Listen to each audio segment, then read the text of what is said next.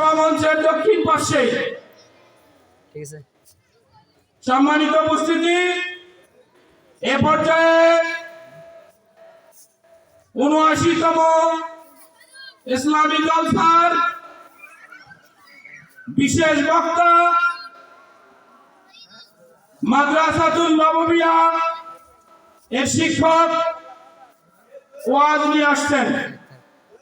বিশেষ বক্তা ইরফান বিন একিন, শিক্ষক মাদ্রাসাতুল নববিয়া, ওনাকে ওনার বক্তব্য রাখার জন্য আহ্বান করছি।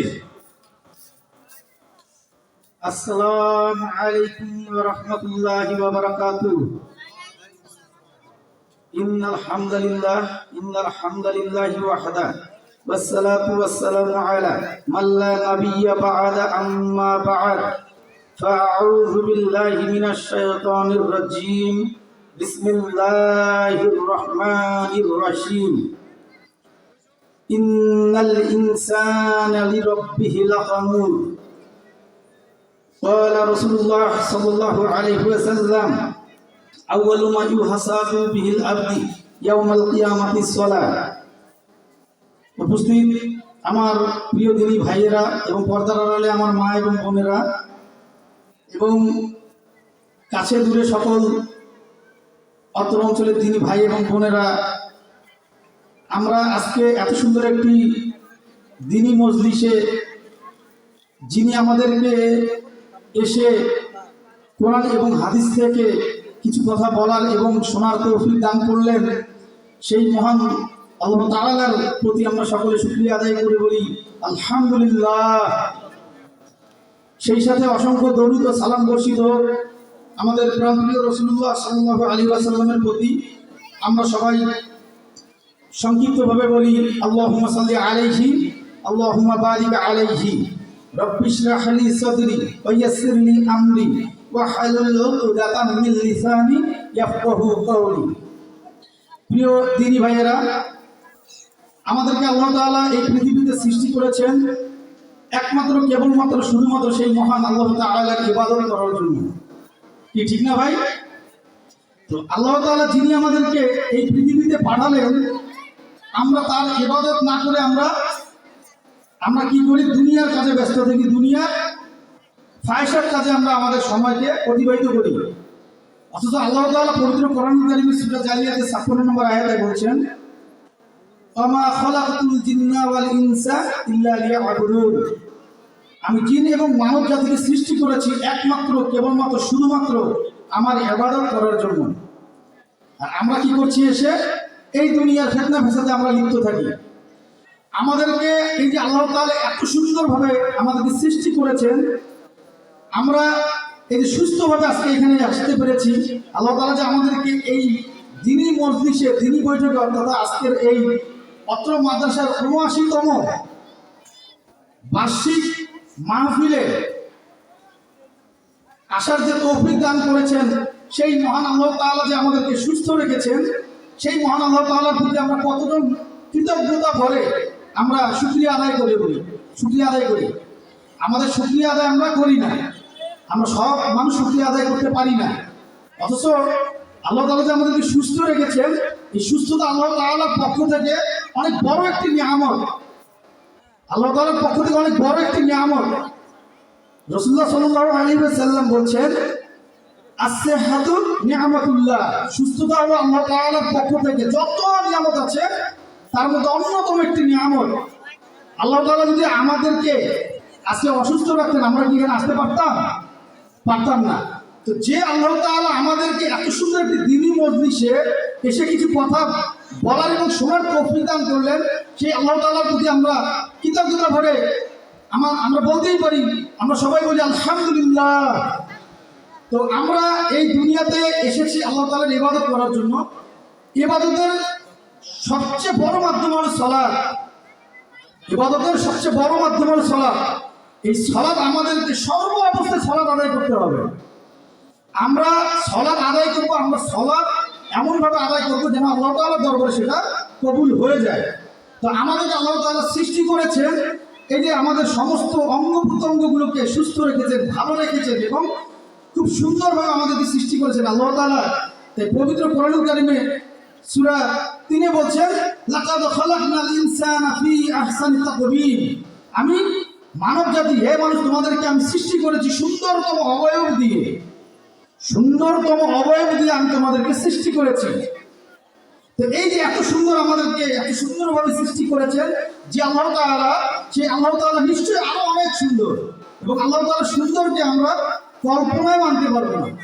তা আমাদেরকে আল্লাহ তাআলার শুকরিয়া আদায় করতে হবে।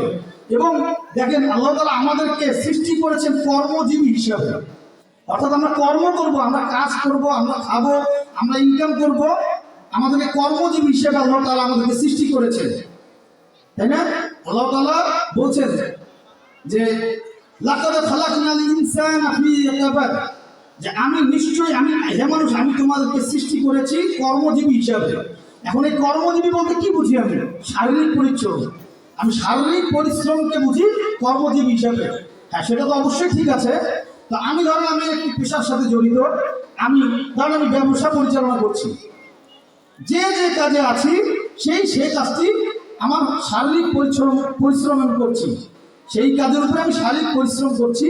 তো এই কাজটি যদি আমি পরিশ্রম করার পরে যদি এই যে কাজটি আমি পরিচালনা করছি, সম্পাদনা করছি, সেই কাজটি যদি একমাত্র আল্লাহ তাআলাকে সন্তুষ্ট করার উদ্দেশ্য হয়, তাহলে এই আয়াতের সাথে আমাদের জিন্দেগির কর্মের সাথে মিলে গিয়ে আমরা কাল কিয়ামতের দিন আমাদের আমলনামা দান দেব। তা আমাদের এই যে দুনিয়াটা হলো আমাদের আখিরাতের শস্য ক্ষেত।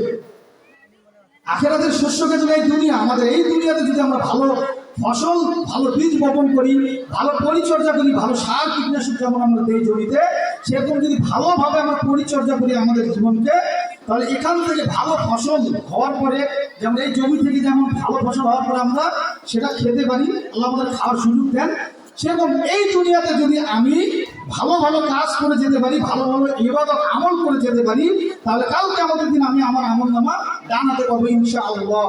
তো আমরা এই দুনিয়ায় এসে কি করি? ভালো ভালো কাজ না করে ভালো ভালো পরিশ্রম যে করি, আমি আমার পরিশ্রমটাকে আমি কন্ট্রোল করে দিই। কি হবে? আল্লাহ তাআলা বলছেন যে ইন্নাল ইনসানা লিরাব্বিহি লাকানুন, হে মানুষ, নিশ্চয়ই মানুষ অকৃতজ্ঞতা, রবের প্রতি অকৃতজ্ঞ, আল্লাহ তাআলা বলছেন। আবার আরেক আয়াতে সূরা ইনফিতারের 5 নম্বর আয়াতে আল্লাহ তাআলা বলছেন, ইয়া আইয়ুহাল ইনসানু মা গাররাকা বিরাব্বিকাল কারীম, হে মানব সকল, তোমাদেরকে কিসে গাফেল করে রেখেছে তোমার রবের নিকট থেকে? হে মানব সকল, দেখেন আমাদেরকে কিসে গাফেল করে রেখেছে? এই দুনিয়ার ভোগ বিলাস, সামান্য একটু বাড়ি করার জন্য, সামান্য একটু গাড়ি করার জন্য, সামান্য একটু ভালো মন্দ খাওয়ার জন্য আমরা হারামের সাথে লিপ্ত হয়ে যাই, আমরা মন্দ কাজে লিপ্ত হয়ে যাই, আমরা সুদ ঘুষের সাথে লিপ্ত হয়ে যাই, আমরা মানুষেরটা কেড়ে খাই, আমরা মানুষেরটা হাতিয়ে খাই, আমরা তাদেরটা কুক্ষিগত করে রাখি, আমরা এতিমের সম্পদ দেই না, আমরা এতিমকে ধাক্কা মারি, আমরা এতিমের সম্পদ হরণ করে খাই। তো আল্লাহ তাআলা আমাদেরকে এই যে পৃথিবীতে পাঠিয়েছেন একমাত্র কেবলমাত্র শুধুমাত্র সেই মহান আল্লাহ তাআলার ইবাদত করার জন্য। আমাদের প্রতিটি কর্মই হবে আল্লাহ তাআলাকে সন্তুষ্ট করার উদ্দেশ্যে। কোনো মানুষকে সন্তুষ্ট করে আমার ইবাদত আমার হবে না, কোনো আমল আমি করবো না, কোনো কাজ আমি করবো না। আমার সমস্ত কাজ হতে হবে একমাত্র কেবলমাত্র শুধুমাত্র সেই মহান আল্লাহ তাআলাকে সন্তুষ্ট করে। তো আমরা কতজন আল্লাহ তাআলাকে সন্তুষ্ট করে আমার ইবাদত আমি পরিচালনা করতে পারি? আমরা সালাতটাই ঠিকভাবে পড়ি না, আমরা সালাতে উদাসীন, আমরা সালাতের ব্যাপারে সবচেয়ে বেশি উদাসীন, অথচ আল্লাহ তাআলার কাছে সবচেয়ে গ্রহণযোগ্য এবং আল্লাহর সান্নিধ্য পাওয়ার জন্য, আল্লাহর কাছাকাছি যাওয়ার জন্য সবচেয়ে পাওয়ারফুল এবং সবচেয়ে বড় যে ইবাদত, সেটি হলো সালাত। রাসূলুল্লাহ সাল্লাল্লাহু আলাইহি ওয়াসাল্লাম তার জীবনের শেষ দিনে শেষ মুহূর্ত পর্যন্ত তিনি ওসিয়ত করে গেছেন, তিনি তার উম্মতের জন্য বলছেন, ইয়া উম্মতি ইয়া উম্মতি সালাত সালাত। তাই আমাদের জন্য আল্লাহ তাআলা রাসূলুল্লাহ সাল্লাল্লাহু আলাইহি ওয়াসাল্লামের মাথায় চিন্তায় এই জিনিসটি দিয়ে দিয়েছেন। আমরা আল্লাহ তাআলার ইবাদত করব একনিষ্ঠভাবে এবং আল্লাহ তাআলার সন্তুষ্টির জন্য আমাদের জীবনের সমস্ত কাজ, সালাত থেকে শুরু করে সমস্ত কাজ আমরা করব একমাত্র কেবলমাত্র সেই মহান আল্লাহ তাআলাকে সন্তুষ্ট করার উদ্দেশ্যে। এবং রাসূলুল্লাহ সাল্লাল্লাহু আলাইহি ওয়াসাল্লাম যেভাবে বিধান নিয়ে এসেছেন এবং যেভাবে আমাদেরকে করতে বলেছেন, সেভাবেই আমাদের জীবন পরিচালনা করব। আল্লাহ তাআলা আমাদের সবাইকে পবিত্র কোরআনুল কারীম এবং রাসূলের রাসূলুল্লাহ সাল্লাল্লাহু আলাইহি ওয়াসাল্লামের বিধান অনুযায়ী চলার তৌফিক দান করুন এবং আমল করার তৌফিক দান করুন। আমরা সবাই বলি ওয়া মা তৌফিক ইল্লা বিল্লাহ, আল্লাহুম্মা আমিন। আসসালামু আলাইকুম ওয়া রাহমাতুল্লাহি ওয়া বারাকাতুহু। ইনশাআল্লাহ, জাযাকাল্লাহ খায়রান। অত্যন্ত গুরুত্বপূর্ণ আলোচনা করার জন্য